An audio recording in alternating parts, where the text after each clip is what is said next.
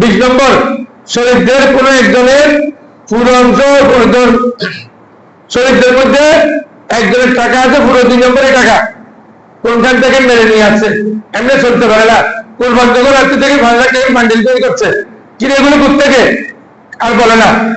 তো এই 5 লাখ টাকা কোনখান থেকে মেরে এনে কোরবানি দিলে তারা অন্য শরীফদের কোরবানি হবে না।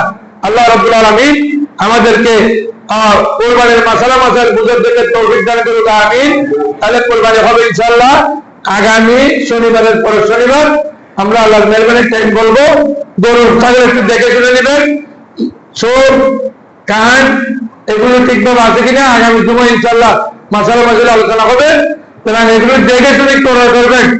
আন্দাজে মাংসের জন্য বড় গরু লাগবে এইভাবে নিবেন না, একেবারে হাঁটতে পারে না, এই দিয়ে কোরবানি হবে না।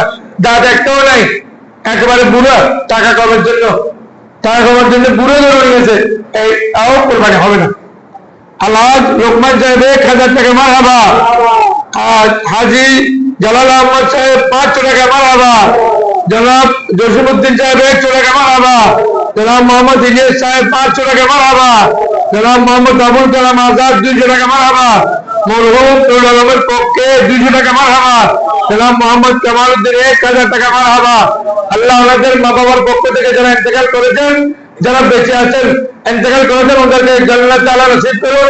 যারা বেঁচে আছেন তাদের হায়াত দরাজ করুন এবং পরিবার পরিজনের যাবতীয় সমস্যা সমাধান করুন, আমিন। ওয়া আখিরু দাওয়ানা আলহামদুলিল্লাহি রাব্বিল আলামিন। সাদাকা সুন্নাত